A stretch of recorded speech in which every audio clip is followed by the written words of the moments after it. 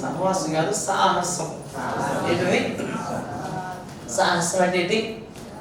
అంటే చేయడానికి, ధైర్యం చేయడానికి, అవునా, అంటే తెగించి చేసే కార్యాన్ని, అవునా, భయమైన, అవునా, అపాయమైన తెగించి చేస్తారు. దాన్ని సాహసం అంటారనమాట.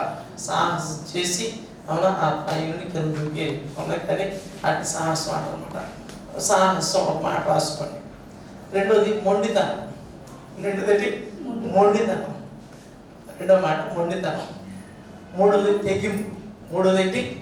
మూడు మాటలు రాసుకోండి. ఒక మాట గురించి చెప్తాను, అవునా. వీటి అర్థాలు తెలిస్తే మనకి మెసేజ్ కొంచెం అర్థమవుతుంది అనమాట. సాహసం. మన దేవుడు కూడా సాహస కార్యాలు చేసేప్పుడు. మన దేవుడు ఎవరు? సాహస కార్యాలు. 118 కీర్తనలో 15-16 వచనాలు చదివితే, యెహోవా దక్షిణ హస్తము సాహస కార్యములు చేయు. అవునా కానీ దాని గురించి ఒక లిస్టు ఒకవేళ చూడాలనుకుంటే యోబు గ్రంథం 26వ అధ్యాయం చూస్తే అందులో చాలా లిస్టు కనబడుతుంది అన్నమాట. దేవుడు చేసిన సాహస కార్యాల గురించి.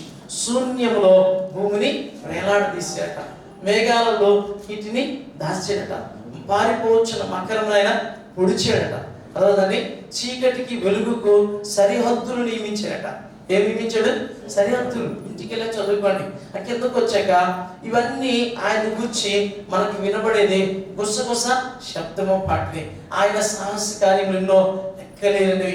అదోదని సో అలాగే దేవుడు సాహస కార్యాలు చేస్తాడు. ఈ మధ్య కాలంలో ఒక ఆయన సాహస కార్యం చేశాడు. అలాగే 2026వ సంవత్సరం జనవరి 25వ తేదీన, అవునా, తైవాన్ అనే దేశంలో, అవునా, 101 అంతస్తుల బిల్డింగ్ ఏ ఆధారం లేకుండా ఎక్కాడు ఆయన. అవునా, ఎలెక్స్ హోనాల్డ్ ఆయన పేరు, అంతేనండి. సో ఆయన ఏం చేశాడు? 101 అంతస్తుల బిల్డింగ్ ఏ ఆధారం లేకుండా, తాడు లేకుండా, అదోదని చేతితో ఇలా పట్టుకుని 101 అంతస్తులు పాకేసాడు. అదోదని పైకి ఎక్కిస్తాడు. పైకి ఎక్కి అక్కడి నుంచి సెల్ఫీ తీసుకుంటాడు. అందరూ చూశారు. తెలియని అంటే ఎవరు కూడా మీరు చూడలేదు. అమ్మ ఎవరు చూడలేదు, నాకు తెలియదని అమ్మలు చేసి చూపించాడు. అయ్యయ్యో ఎంత ఘోరం అండి. అది చూస్తున్న ప్రతిసారి నాకు చేతుల్లో చెమటలు పడిసాయి. అదోదని చూసిన ప్రతిసారి, ఒకసారి కాదు కనీసం 10 సార్లు చూసి ఉంటాను ఆ చిన్న వీడియో. అదోదండి చూస్తున్న ప్రతిసారి చెమటలు పడిసాయి. ఇందులో నుంచి నీళ్లు బయటకు వచ్చి మరి ఆయన చేసింది సాహస కార్యం. 101 అంతస్తులు, 1 కాదు, 2 కాదు, 10 కాదు, 101 అంతస్తులు ఎక్కాడు. దాన్ని సాహస కార్యం అంటారు. అలాంటి సాహస కార్యాలు చేయగలిగిన వాడు, సామర్థ్యం ఉన్నవాడు చేయొచ్చు. కానీ మనుషులుగా మనం చేసే సాహస కార్యాలు ఏంటంటే సాహసించి పాపం చేస్తుంటాం. అది తప్పు. దేవుడు మాట్లాడుతున్నాడు. చూడండి, మాట మనకి సంఖ్యాకాండంలో కనిపిస్తుంది. సంఖ్యాకాండం 15వ అధ్యాయంలోనికి రండి. సంఖ్యాకాండం 15వ అధ్యాయంలో 27-28 వచనాల నుంచి కింద కనిపిస్తుంది. సాహసించి ఎవరైనా పాపము చేసినట వాడు శిక్షను అనుభవిస్తాడట. కాబట్టి మనము పొరపాటును చేస్తే దేవుడు క్షమిస్తాడు. 27వ వచనం నుండి 31వ వచనం సంఖ్యాకాండం. ఒకడు పొరపాటున పాపము చేసిన వాడు పాప పరిహారార్థ బలిగా ఏడాది ఆడ మేక పిల్లను తీసుకుని రావాలి. పొరపాటున యెహోవా సన్నిధిని దాన్ని చేసేది కనుక తెలియకే పాపము చేసిన వారి నిమిత్తము యాజకుడు ప్రాయశ్చిత్తము చేయను. వారి నిమిత్తము ప్రాయశ్చిత్తము చేయటం వల్ల వాడు క్షమాపణ నొందును. కిందకు వచ్చాక చూడండి 30వ వచనం. అయితే దేశమందు పుట్టినవాడే గాని పరదేశీయే గాని ఎవడైనా సాహసించి పాపము చేసిన వాడు యెహోవాను తృణీకరించిన వాడగును. కనుక వాడు నిశ్చయముగా జనులలో ఉండకుండా కొట్టివేయబడును. వాడు యెహోవా మాటను అలక్ష్యము చేసి ఆయన ఆజ్ఞను మీరినందున నిశ్చయముగా కొట్టివేయబడును. వారి దోష శిక్షకు వాడే కారకుడు. సాహసించి పాపము చేయకూడదు. ఫర్ ఎగ్జాంపుల్ ఆకారం, మన యెహోషువ గ్రంథం 7వ అధ్యాయంలో యెరికో పట్టణంలో ఉన్నదంతా శపించబడింది. మీరు ఏది ముట్టుకోవద్దన్నాడు. గొర్రెలను కానీ, మేకలను కానీ, ఈవెన్ బంగారాన్ని కానీ, వస్త్రాలు కానీ ఏది ముట్టుకోవద్దు. అంతా శపితమైంది. పూర్తిగా అగ్ని చేత కాల్చివేసేయండి, దాన్ని నిర్మూలన చేయమంటే ఆకారం ఏం చేశాడండి? మంచి బంగారు వస్తువును, మంచి వెండి వస్తువును, మంచి వస్త్రాన్ని ఆశించి దాచుకుని తన మీదకి కీడు తెచ్చుకున్నాడు. సో సాహసించి ఆయన పాపం చేసినమాట. సో ఈరోజు నీవు ఒకవేళ సాహసించి పాపం చేస్తున్నావేమో, అది తప్పు. అర్థం ఉందండి. సో సాహసం దేనికి ఉండాలి? మంచి వాటి కోసం సాహసం ఉండాలి, కానీ చెడ్డ వాటికి సాహసం చేయకూడదు. ప్రియమైనది భక్తుడైన విలియం కేరీ గారు అంటారు, దేవుని కోసం గొప్ప వాటిని ఆశించు, దేవుని కోసం గొప్ప వాటిని తలపెట్టు. దేవుని దగ్గర నుంచి గొప్ప వాటిని ఆశించాలి, దేవుని కోసం గొప్ప వాటిని తలపెట్టాలి. అలాంటి సాహసాలు చేయాలి, కానీ పాపం చేయడానికి సాహసము చేయకూడదు. అలా చేస్తే ప్రజల నుంచి కొట్టివేయబడతామట. అవునా? ఇది పాపం అని తెలిసి మనం కొన్నిసార్లు చేస్తుంటాం, తెగించి చేస్తుంటాం. అవునా? అలాంటి తెగింపు మనకు ఉండకూడదు ప్రియమైన. అలాంటి సాహసం మనకి ఉండకూడదు. సాహసించి ఎవడైనా పాపం చేసి వాడు తన ప్రజల్లో నుండి కొట్టివేయబడతాడు. కాబట్టి దినాన దేవుడు చేసే సాహస కార్యాలు వేరు, ధైర్యవంతులు చేసే సాహస కార్యాలు ధైర్యవంతులు చేసే సాహస కార్యాలు వేరు, పాపం వేళ ప్రీతి ఉండి వాడు చేసే సాహస కార్యాలు వేరు. కాబట్టి నువ్వు ఎలాంటి సాహస కార్యాలు చేస్తున్నావో, సాహసించి నువ్వేం చేస్తున్నావో పరిశీలన చేసుకో. ఇంకో మాట, మొండితనం అని చెప్పాను. ఏం చెప్పాను? మొండితనం ఏంటి? దాన్ని పట్టిన కుందేలు మూడే కాళ్ళు అంటుంటారు, ఒక మాట అంటారు కదా, దాన్ని మొండితనం అంటారన్నమాట. సో మొండితనము చాలా ప్రమాదం ప్రియమైనది. బైబిల్లో ఒక ఆయన ఉన్నాడు, ఆయన పేరు సిద్కియా. ఆయన మొండితనం చూపించాడు. ఏం చూపించాడు? మొండితనం. అర్థండి, మొండితనంతో కొన్నిసార్లు ఏం చేస్తుంటామంటే మనము చేయకూడని పనులు చేస్తుంటాం, చేయకూడని సాహస కార్యాలు చేస్తుంటాం. మన ఈ మధ్యన ఒక ఆమె తన 2 పిల్లలను తీసుకుంటూ వెళ్ళి, అవునా, ట్రైన్ కింద పడి, గూడ్స్ కింద పడి చనిపోయింది. గుర్తే ఉంటుంది, చూసే ఉంటాం. అది సాహస కార్యం కాదు, అది మొండితనం. దాన్ని ఏమంటారు? మొండితనం. అలాంటి మొండితనం మనకి ఉండకూడదు ప్రియమైన దినం. చూడండి, 2వ దినవృత్తాంతాల గ్రంథం 36వ అధ్యాయంలో 13వ వచనంలో ఒక మాట ఉంటుంది. సిద్కియా గురించి రాయబడి ఉంటుంది. రాజైన సిద్కియా ఏం చేశాడంటే మొండితనము చూపించాడట. చూడండి, నేను చదువుతున్నాను. దేవుని నామమును బట్టి తన చేత ప్రమాణము చేయించిన నెబుకద్నెజరు రాజు మీద అతడు తిరుగుబాటు చేసెను. అతడు మొండితనము వహించి ఇశ్రాయేలీయుల దేవుడని యెహోవా వైపు తిరుగక తన మనస్సును కఠినపరుచుకున్నాడట. ఏం చేశాడు? మొండితనంతో దేవుడి వైపు తిరగల. శ్రమలు వచ్చాయి, బాధలు వచ్చాయి, ఓటమి వచ్చింది, అయినా మొండితనము చూపించి దేవుని వైపు తిరగలేదట. అదొకటి. అలాంటి మొండితనం ఉండకూడదు. వింటున్నాను నా మాటలో? మొండితనం చాలా మందికి ఉంటుంది. నేను చాలా మొండోని అంటారు, నేను చాలా, అవునా, ఏంటంటే రకరకాల పదాలు వాడుతుంటారు, అవునా కదండి? అలాంటి మొండితనం ఎవరికి నష్టం? నీకే నష్టం. అర్థమవుతుందండి? మొండితనం చూపించేవారట విశాల స్థలం ముందు వేయించున్నారు. గొర్రె పిల్లలకు సంభవించినట్టు సంభవిస్తుంది. హోషేయ గ్రంథం 4వ అధ్యాయంలో 16వ వచనంలో ఆ మాట ఉంటుంది. ఇశ్రాయేలు వారు, ఎఫ్రాయిం వారు మొండితనము చూపించి నా వైపు తిరగలేదు, విశాల స్థలం ముందు వేయు గొర్రె పిల్లలకు సంభవించినట్లు వారికి సంభవిస్తుంది. విశాల స్థలంలో ఒకటే గొర్రె పిల్లలు మేస్తుంది అనుకోండి, చుట్టూ అడవి జంతువులు ఉన్నాయి అనుకోండి, ఏమైపోతుంది? ఇట్టే దొరికిపోతుంది. కాబట్టి మొండితనము మంచిది కాదు. అర్థమవుతుందని చాలాసార్లు మొండితనంతో మనం అనేక శ్రమలు పాలవుతూ ఉంటాం. ఇక్కడ నెబుకద్నెజరు సిద్కియా రాజు మొండితనం చూపించాడు. మొండితనం చూపించి తిరుగుబాటు చేశాడు, రాజు మీద తిరుగుబాటు చేశాడు, దేవుని వైపు తిరగలేదు. అందుకే ఆయన ఏంటంటే సంఖ్యలతో బంధించబడి బబులోనికి నింపబడ్డాడు. అక్కడే చనిపోయాడు, తిరిగి రాలేదు ప్రియమైన దేవుడు. కాబట్టి దినాన ఏ విషయంలో నువ్వు మొండితనం చూపిస్తున్నావో ఆ విషయంలో నువ్వు మెత్తబడితే నీకు ఆశ్చర్యపడం. అర్థమవుతుందండి? మొండితనం చూపించకండి. అర్థమవుతుందండి? ఈ విషయాల్లో జాగ్రత్తగా ఉండండి. ఇంకొక మాట చూసుకుని మనం ముగించుకుని ఇప్పుడు తెగింపు ఏంటంటే తెగింపు ప్రియమైన తెగింపు అంటే ఇది మొండితనము, ఈ తెగింపు ప్రియమైన దేవుళ్ళ ఒకే అర్థాలు వస్తాయి.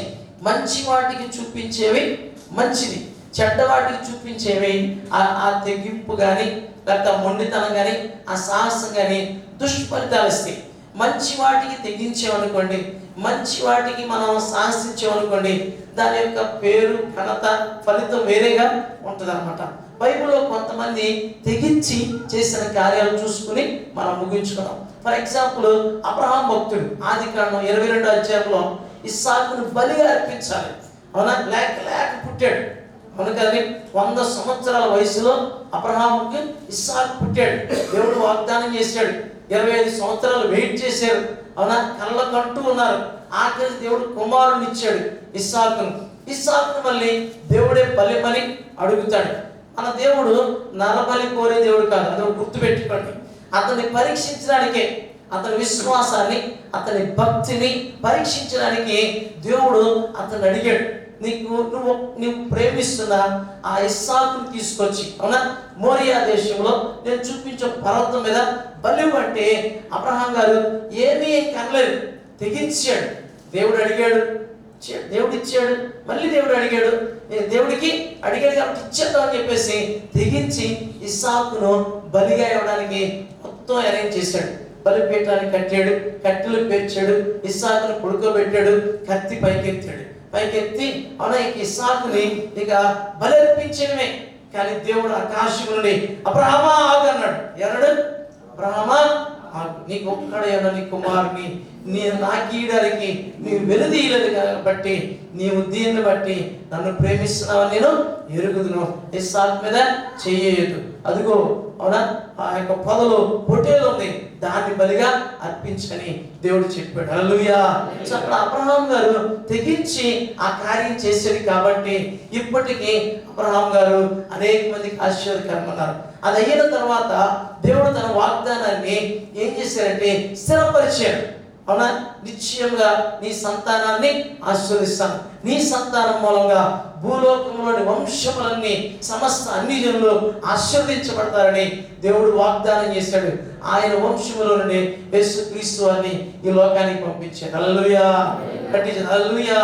అబ్రహాం గారు తెగించి ఆ రోజు బలి అర్పించడానికి ముందుకు వచ్చాడు. నిజానికి ఇంక అర్పించినట్టు లెక్క. ఎబ్రీయులు రాసిన పత్రికలో పౌలు భక్తుడు అంటాడు, ఇస్సాకును బలిగా అర్పించాడు అంతే కదండి. సో దేవుని దృష్టిలో అర్పించినట్టు లెక్క అన్నమాట.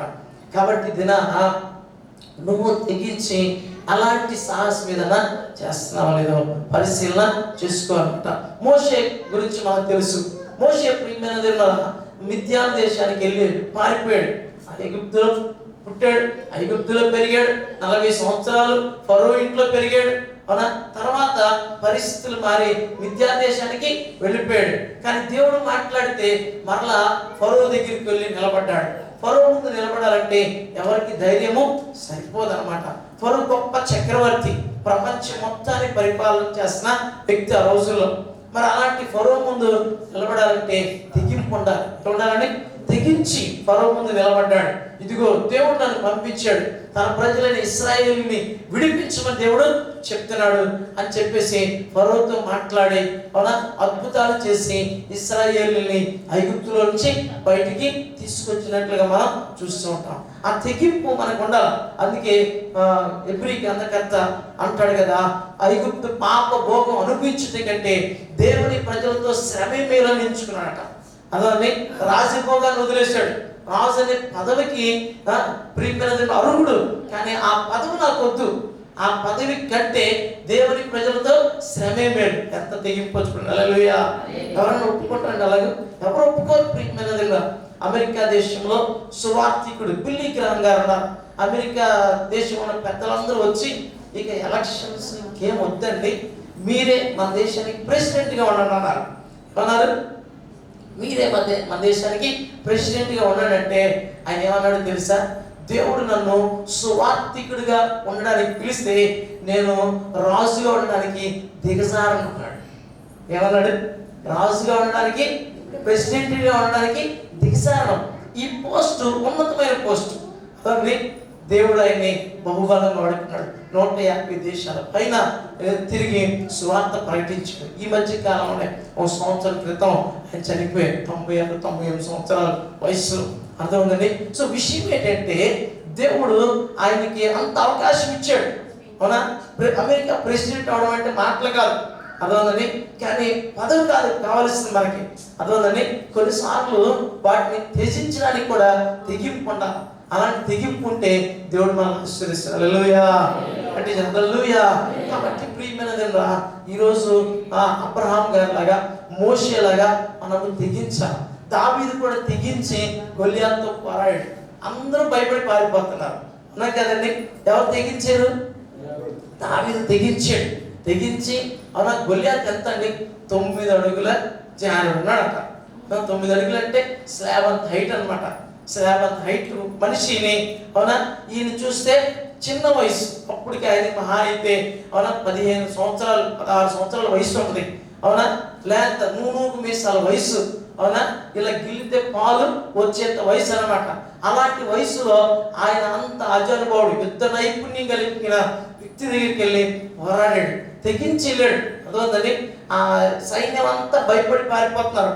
40 రోజులు గొల్లియాతు వచ్చి మీలో ఒకడు నాతో పోరాటానికి రండి, ఒకవేళ మేము ఓడిపోతే మేము మీకు దాసులం అవుతాం, మీరు ఓడిపోతే మీరు మాకు దాసులు కండి అని సవాలు విసురుతున్నాడు.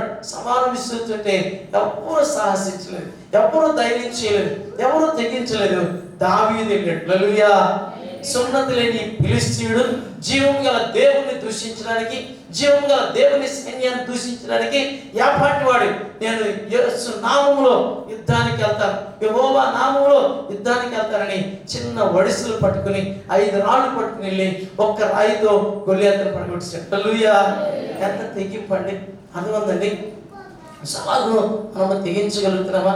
దావీదు అనుచరులు ఒకసారి అలాగే తెగించారు. దావీదుకు ఒక కోరిక పుట్టింది, బెత్లెహేములో ఉన్న ఆ బావిలో నీళ్లు తాగాలనిపించింది. కానీ వాళ్ళు ముగ్గురు అర్థమని అభిషేక్ అవునా బెనయ ఇంకో ఆయన కలిసి వెళ్ళి ఫిలిష్తీయుల దండులో చొరబడి అవునా సందు చేసుకుని ఆ బావిలో నీళ్లు తెచ్చి దావీదుకి ఇస్తారు. కానీ దావీదు అట్ని తాగలేదు. వారు రక్తమును అలా ప్రాణంలోకి తెగించెళ్ళి తెచ్చేది. వీటిని నేను తాగను అనుకుని మళ్ళీ తాగలేదు. అయితే అంత సాహస కార్యాలు దావీదు అనుచరులు సాహస కార్యాలు చేశారు. దావీదు సాహస కార్యాలు చేశారు, తెగించి దేవుని కార్యాలు చేశారు. ప్రియమైన దేవుడు, అందుకే దేవుడు వారిని చరిత్రలో నిలిచిపోయేలా చేశాడు. వారిని దేవుడు బహుగా దీవించాడు. ఎస్తేరు గురించి మనకు తెలుసు. ఎస్తేరు తెగించింది అవునా, తన ప్రజల కోసం తెగించి ఉపవాసం ఉండి ప్రార్థన చేసింది, తెగించి రాజు ఎదుటి వెళ్ళింది. ఆషరోజ్ అవునా, రాజు మామూలుడు కాదు. అతని ఆయనంత మూర్ఖుడు ఇంకోడు లేడు. అతని రాజులందరిలో కూడా చెడ్డ రాజు, మూర్ఖుడు. ప్రియమైనదిగా అలాంటి మూర్ఖుడికి ఆమె భార్య రాణి ప్రియమైనదిగా, కానీ ఆయన ఎదుటి వెళ్ళాలన్నా కూడా భయమే. అలాంటి ఆయన దగ్గరికి ప్రార్థన చేసుకుని ఉపవాసం ఉండి తన ప్రజల రక్షణ కోసము విన్నవించుకోవడానికి వెళ్ళింది.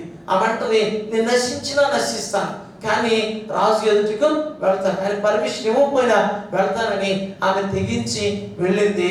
రాజుగారు దండం చూపించాడు. అవునా, రాణి ఏమి నీ కోరిక అంటే, అయ్యా ఈరోజు అవునా విందుకు రావాలి నీవు హామాన్ అని చెప్పేసి అలా మాట్లాడి మొత్తం మీద తన ప్రజలను తర్వాత రక్షించుకుంటుంది. అయితే ఎదురుకి వెళ్ళడానికి కూడా సాహసం చేయాలంటే మాటలు కాదు ప్రియమైన దేవుడు. సో ఈ విషయాలు ఎందుకు చెప్తున్నా అంటే తెగింపు చాలా అవసరం కొన్ని ఆత్మీయ విషయాల్లో, అర్థమైందండి. సో ఈ దినం ప్రియమైన దేవుడా నీవు అలాంటి తెగింపు కలిగి ఉన్నావు లేదో ఒకసారి పరిశీలన చేసుకోవాలి. ఎస్తేరు తెగించింది. ఇంకా అనేక మంది భక్తులు అనేక విషయాల్లో తెగించారు ప్రియమైన దేవుడు. ఒక ఆయన గురించి చెప్పి నేను ముగిస్తాను. ఒకసారి మార్కు సువార్తలోనికి రండి. మార్కు సువార్తలోనికి రండి. మార్కు సువార్త 15వ అధ్యాయంలోనికి రండి. 15వ అధ్యాయము 42వ వచనం నుండి చదువుతున్నాను చూడండి. 42వ వచనం నుండి, ఆ దినము సిద్ధపరచు దినము అనగా విశ్రాంతి దినములకు పూర్వ దినము గనుక సాయంకాలం అయినప్పుడు అరిమిత యోసేపు తెగించి పిలాతు వద్దకు వెళ్ళి యేసు దేహము తమకిమ్మని అడిగాను. అతడు ఘనత వహించిన ఒక సభ్యుడే దేవుని రాజ్యము కొరకు ఎదురు చూచువాడు. ఈ మాటలు గమనించండి, జాగ్రత్తగా వినండి. ఇప్పుడు యేసు ప్రభువారి దినాల్లో యేసు ప్రభువారు 33 సంవత్సరాలు భూమి మీద జీవించాడు. ఆయన చారిత్రక పురుషుడు, చరిత్రలోనికి వచ్చాడు. నిత్యుడైన దేవుడు చరిత్రలోనికి వచ్చాడు. చరిత్రలోనికి వచ్చి 33 సంవత్సరాలు జీవించి మన కోసము సిలువలో తన రక్తాన్ని చిందించి ప్రాణాన్ని పెట్టి 3వ రోజున అవునా సమాధి చేయబడి 3వ రోజున తిరిగి లేచి 40 రోజులు భూమి మీద సంచారం చేసి ఆయన తాను సజీవుడని రుజువులు చూపించి మరలా పరలోకానికి వెళ్ళిపోయాడు. హల్లెలూయా, హల్లెలూయా. అందుకే ఒక మాట బాగా గుర్తుపెట్టుకోండి, మన కోసం చనిపోయిన వాడు సజీవుడు. ఎవరండి ఆయన? మన కోసం చనిపోయిన ఆయన ఎవరు? సజీవుడు. ప్రియమైన ఆయన మృతుడు కాదు, ఆయన సమాధిలో ఉండిపోలేదు, ఆయన సజీవుడు అనమాట. అయితే యేసు ప్రభువారు సిలువ వేయబడ్డారు. సాయంత్రం 3 గంటకల్లా ఆయన తన ప్రాణాన్ని మన కోసం పెట్టారు. 3 నుంచి 6 లోపే ఆ యొక్క దేహాన్ని ఆ యొక్క సిలువ మీద నుంచి దించి సమాధిలో పెట్టారు. ఆ టైంలో అరిమితై యోసేపు అనే ఒక ఆయన గురించి మనం ఈ సమయంలో ధ్యానించుకున్నాం. ఆయన ఒక సన్హెడ్రిన్ సభలో, అంటే మనకి అసెంబ్లీ ఉంటుంది, పార్లమెంట్ ఉంటుంది కదా, పార్లమెంట్లో ఎంపీ ఉంటాడు. ఎంపీ పోస్ట్ ఎంత గొప్పదో అలాంటి పోస్ట్లో ఉన్న వ్యక్తి అనమాట. ఈయన ఎంపీ పదవి కలిగిన వ్యక్తి లాంటిది అనమాట. ఆయన ప్రభువును రహస్యంగా వెంబడిస్తారట. ప్రభు శిష్యుడు ఆయన. ఎవరు శిష్యుడు? యేసు ప్రభువు చేస్తున్న కార్యాలు, ఆయన చేస్తున్న బోధలన్నీ విని రహస్యంగా ప్రభువుని నమ్ముకున్నాడు. చూడండి మాట యోహాను సువార్త 19వ అధ్యాయంలో ఉంటుంది. యోహాను సువార్త 19వ అధ్యాయంలోకి రండి. 38వ వచనం చూడండి. 38వ వచనం. అటు తర్వాత యూదుల భయము వలన రహస్యముగా యేసు శిష్యుడైన అరిమితై యోసేపు తాను యేసు దేహమును తీసుకొని పోవటకు పిలాతు నొద్ద సెలవడిగాను. పిలాతు సెలవిచ్చాడు కనుక అతను వచ్చి యేసు దేహమును తీసుకొని పోయాడు. గమనించాల్సిన విషయం ఏంటంటే రహస్యంగా ప్రభువుని వెంబడిస్తున్నాడు. అర్థండి, ఆయన ఎంపీ పోస్ట్ లో ఉన్నాడు, అవునా? ప్రభువుని మాత్రం నమ్ముకున్నాడు, రహస్యంగా ప్రభువుని వెంబడిస్తున్నాడు. తాను ప్రభువు నమ్ముకున్నానని, క్రైస్తవుడని చెప్పకుండా ప్రభువుని వెంబడిస్తున్నాడు. కానీ ఇప్పుడు టైం వచ్చింది. ఏమొచ్చిందని? ఈ టైం వచ్చినప్పుడు ఆయన తెగించాడు. ఏం చేశాడండి? తెగించాడు. తెగించి ఎవరేమనుకుంటే నాకేంటి, ఏమైతే నాకేంటి అని చెప్పేసి యేసు దేహమును తనకిమ్మని పిలాతు దగ్గరికి వెళ్ళి అడిగాడట. బైబిల్లో యేసు ప్రభువు పుట్టక మునిపే 750 సంవత్సరాల క్రితం యెషయా భక్తుడు ఈ మాట రాశాడు. ఆయన చనిపోయినప్పుడు ధనవంతుడి సమాధిలో పెట్టబడ్డాడు. హల్లెలూయా. ఎవరి సమాధులు అండి? ధనవంతుడి సమాధి. యోసేపు ధనవంతుడు. అరిమితై యోసేపు ధనవంతుడు, అలా గొప్ప ఉద్యోగ బాధ్యతలు కలిగిన వాడు. తన కోసం తొలిపించుకున్నాడు. పూర్వ రోజుల్లో యూదుల సాంప్రదాయం ప్రకారం వాళ్ళు పెళ్లి కాకమునిపే ఇల్లుకుంటే వాళ్ళు పెళ్లి చేస్తారు, ఇల్లు లేకపోతే యవనస్తులు పెళ్లి చేయరు. అలాగే వృద్ధులైన వారు చనిపోకమునిపే వాళ్ళు సమాధిని తొలిపించుకునేవాళ్ళు. కొండల లాంటి ఏరియాలు కాబట్టి సమాధిని తొలిపించుకుని, ఒరే బాబు నేను పోయాక ఈ సమాధులు నన్ను పెట్టండి అని పిల్లలకి ఆజ్ఞాపించేవాళ్ళు అనమాట. సో అలాంటి సాంప్రదాయాలు కొన్ని ఉంటాయి, చాలా ఉంటాయి యూదులకి. సో అలాంటి సాంప్రదాయం కలిగిన వ్యక్తి కాబట్టి ముందే తన కోసము ఒక కొత్త సమాధిని తొలిపించుకున్నాడు. ఆ సమాధిలో ఎవరిని పెట్టి ఉండలేదు అనమాట. అంతకుముందు తాత ముత్తాతలు ఎవరిని పెట్టలేదు. కొత్త సమాధి తన కోసం తొలిపించుకున్నాడు. ఆ సమాధిలో యేసయ్య దేహాన్ని తన కోసం తొలిపించుకున్న తవ్వించుకున్న సమాధిలో యేసయ్య దేహాన్ని పెట్టి. హల్లెలూయా. సో ఈ మాట ప్రవచనం. యెషయా 750 సంవత్సరాల క్రితమే యేసయ్య చనిపోయినప్పుడు ధనవంతుని సమాధిలో పెట్టబడతాడని ముందే రాస్తుంది. ఆ మాట ప్రకారం అరిమితై యోసేపు ఏం చేస్తాడంటే యేసయ్య దేహాన్ని తీసుకుని వెళ్ళి తన కోసం తొలిపించుకున్న సమాధిలో పెడతాడనమాట. సో ఈ సమయంలో గమనించవలసిన విషయం ఏంటంటే అరిమితై యోసేపు తెగించాడు. ఏం చేశాడండి? తెగించి ప్రియమైన దేవుళ్ళ ముందుకు వచ్చాడు. అంటే అలా గనక వస్తే నువ్వు కూడా ప్రభు నమ్ముకున్నావా అని అంటారు కదా, అంతే కదా, ఆటోమేటిక్గా అంటారు. అంటే అన్నయ్య, అవునా? తెలిస్తే తెలివి, అవునా? ఎంతకాలం రహస్యంగా ప్రభువుని వెంబడిస్తామో బాహాటంగా నేను ప్రభువుని వెంబడించాలని తెగించి ఏం చేశారంటే యేసు ప్రభువు దేహాన్ని తీసుకుని వెళ్ళి తన కోసం తొలిపించుకున్న సమాధిలో పెట్టాడు. అతడు దేవుని రాజ్యం కోసం ఎదురు చూస్తున్నాడు, దేవుని రాజ్యానికి సిద్ధపడ్డాడు, విశ్వాసం ఉంచాడు. కానీ రహస్యంగా వెంబడిస్తున్నాడు. టైం వచ్చినప్పుడు మాత్రం తెగించి అంగీకరించాడు. హల్లెలూయా. ఈరోజు నీవు నేను కూడా టైం వస్తుంది. ఆ టైం వచ్చినప్పుడు తెగించి ఆయన క్రిస్టియన్ చెప్పగలవా, నేను ప్రభువు నమ్ముతానని చెప్పగలవా? ఎంతకాలం రహస్యంగా? కొంతమంది ఏం చేస్తారంటే రహస్యంగా బైబిల్ కవర్లో పెట్టి బయటికి తెస్తారు, మళ్ళీ అంటారు. అని ఎంతకాలం అలా అర్థమవునండి. సో ఈ దినము నువ్వు తెగించాల్సిన సమయం వచ్చిందనమాట. అలా తెగించి అనేక మంది ప్రభువుని నమ్ముకుంటున్నారు. ప్రియమైన దేవుడా, ఈరోజు నీవు అలా అరిమితై యోసేపు లాగా తెగించి ఒకవేళ కనుక దేవుడు నమ్ముకుంటే అది నీకు ఆశీర్వాదం. ఇంకొక మాట చెప్పి నేను ముగిస్తాను, చాలా జాగ్రత్తగా వినండి. ఇందాక అబ్రహాం గారి గురించి మనం జ్ఞాపకం చేసుకున్నాం. అబ్రహాం ఇస్సాకు గురించి జ్ఞాపకం చేసుకున్నాం. అబ్రహాము ఇస్సాకుని ఇవ్వడానికి తెగించాడట, తండ్రి అయిన దేవుడట ప్రభువుని ఇవ్వడానికి తెగించాడట. హల్లెలూయా. ఎవరిని తెగించాడు? ప్రభువుని. అవునా కదండి? మనం చదువుకున్న రోమీయులకు రాసిన పత్రికలో 8వ అధ్యాయంలో 32వ వచనం ఒకసారి అందరు తీయండి. రోమీయులకు రాసిన పత్రిక 8వ అధ్యాయం 32. ఇట్లుండగా ఏమందము, దేవుడు మన పక్షం ఉండగా మనకు విరోధి ఎవడు? ఆయన తన సొంత కుమారుని అనుగ్రహించుటకు వెనుదీయక మనందరి కొరకు ఆయనను అప్పగించిన వాడు, ఆయనతో పాటు సమస్తమును మనకెందుకు అనుగ్రహింపడు. హల్లెలూయా.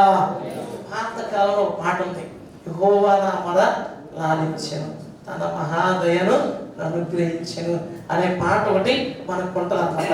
ఆ పాటలో ఒక చరణం ఉంటుంది, నేను పాడను. ఒక పాట రాసిన ఆయన వింటే ఆత్మహత్య చేసుకుంటాడు, ఎందుకంటే మనం కొంత పాడలేం కాబట్టి. అవునా కదా? అగణ్య పాపి అని మనం చూయక, అవునా, తెగించి తన కుమారుని నాకై మృతికి అప్పగించాను. అవునా, యేసయ్యను మృతికి అప్పగించి మనకున్న దిగులు చింత అంతా తీసివేసినట్ట. హల్లెలూయా. హల్లెలూయా. అదని అగణ్య పాపి. అగణ్య అంటే లెక్కలేని పాపములు చేసిన నా కోసము, అవునా, తండ్రి అయిన దేవుడు తన కుమారుడు యేసుక్రీస్తు అన్నట తెగించి, అవునా, మృతికి అప్పగించాడు, సిలువకు అప్పగించాడు. ప్రియమైన దేవుడా, సో తండ్రి అయిన దేవుడు తెగించాడు. అందుకే మనం ఇక్కడ ఏం చదువుకున్నాం? వెనుదీయక. ఏం చేయలేదట? వెనుదీయక. అబ్రహాం గారు ఇస్సాకుని బలి అర్పించినప్పుడు ఇస్సాకుని అర్పించడానికే అబ్రహాం తెగించాడు. మరి నేనెందుకు నా కుమారుడిని ఇవ్వడానికి తెగించకూడదని దేవుడు డిసైడ్ అయిపోయాడు. హల్లెలూయా. అదే తండ్రి అయిన దేవుడు డిసైడ్ అయిపోయాడు. డిసైడ్ అయి వచ్చినప్పుడు యేసయ్యను భూమి మీద పంపించి ఆయన్ని సిలువలో బలిగా అర్పించి మనందరికీ గొప్ప రక్షణ ఇచ్చాడు. హల్లెలూయా. హల్లెలూయా. దేవుడు తెగించి తన కుమారుడు బలిగా అర్పిస్తే నువ్వెందుకు తెగించి ప్రభువు నమ్ముకో? అవునా, ఎందుకు భయం? యేసయ్యను వెంబడించడానికి ఎందుకు భయం? నమ్ముకోవడానికి. అందుకే యెషయా గ్రంథంలో 12వ అధ్యాయంలో ఒక మాట ఉంటుంది. యెషయా గ్రంథం 12వ అధ్యాయం చూడండి. 12వ అధ్యాయంలో 2వ వచనం నాతో పాటు చెప్పండి. ఇదిగో నా రక్షణకు కారణభూతులకు దేవుడు, నేను భయపడక ఆయనను నమ్ముకొనుచున్నాను. యెహోవా యెహోవాయే నాకు బలము, ఆయనే మన కీర్తనకు ఆస్పదము, ఆయన నాకు రక్షణాధారమాయను. హల్లెలూయా. యెహోవా యెహోవాయే. యెహోవా యెహోవాయే. తండ్రి అయిన దేవుడి పేరు యెహోవాయే, కుమారుడు యేసుక్రీస్తు వారి పేరు యెహోవాయే. హల్లెలూయా. యెహోవా యెహోవాయే నాకు రక్షణ ఆధారం. కాబట్టి ప్రియమైన, అందుకే నేను భయపడక ఆయన్ని నమ్ముకుంటున్నాను. ఏంటంటే భయపడలేదు. యేసయ్యను నమ్ముకోవడానికి భయపడలేదు. అవునా, పరిస్థితులు సమాజంలో ఎలాగున్నా సరే తెగించి ప్రియమైన దేవుడా నమ్ముకునే వారు ధన్యులు. ఆయా సందర్భాల్లో కొన్నిసార్లు సువార్త ప్రకటిస్తున్నప్పుడు వాళ్ళు అంటారు, మేము యేసు ప్రభువుని నమ్ముకుంటున్నామండి, రోజు టీవీలో వచ్చే వాక్యం వింటున్నామండి, కాకపోతే ఏంటంటే భయపడి బయటికి రాలేకపోతున్నామండి, మాకు తెలుసండి యేసు ప్రభువే దేవుడని, తప్పదండి సమాజంలో ఇలా ఉంటున్నాం. అలా ఎంతకాలం అంటారు. అలా చాలామంది ఉన్నారు. నాకు సువార్త చెప్తున్నప్పుడు వాళ్ళు చెప్పారు, నోటితో చెప్పారు, వాళ్ళ నోటితో చెప్పిన మాటలు. అయితే ఏదో ఒక రోజు అలాంటి వాళ్ళు కూడా తెగిస్తారు. హల్లెలూయా. అవునా, సమయం వచ్చినప్పుడు తెగించి నమ్ముకుంటారు, రక్షణ ఆశీర్వాదాలు పొందుతారు. అయితే ఈరోజు మన టైం వచ్చింది. ఈరోజు నువ్వు తెగించి ప్రభువు నమ్ముకుంటే అది నీకు ఆశీర్వాదం. అలాగే తెగించి వెనక్కి వెళ్ళిపోవడం, మొండితనం చూపించి వెనక్కి వెళ్ళిపోవడం. సిద్కియా రాజు మొండితనము చూపించి దేవుడి వైపు తిరగలేదట. అరిమిత యోసేపు తెగించి దేవుణ్ణి నమ్ముకున్నాడు. హల్లెలూయా. అందుకే చరిత్రలో ఆయన నిలిచిపోయాడు. అవునా, కానీ తెగించలేదు. ఒక ధనవంతుడు ప్రభు దగ్గరికి వచ్చాడు, నిత్య జీవానికి నేనేం చేయాలని అడిగాడు. అప్పుడు ప్రభు అన్నారు, నీవు సంపూర్ణుడు ఒకటి కోరినేలా నీ ఆస్తిని అమ్మి పేదలకిచ్చి నన్ను వెంబడించంటే ఆయన తెగించలేకపోయాడు.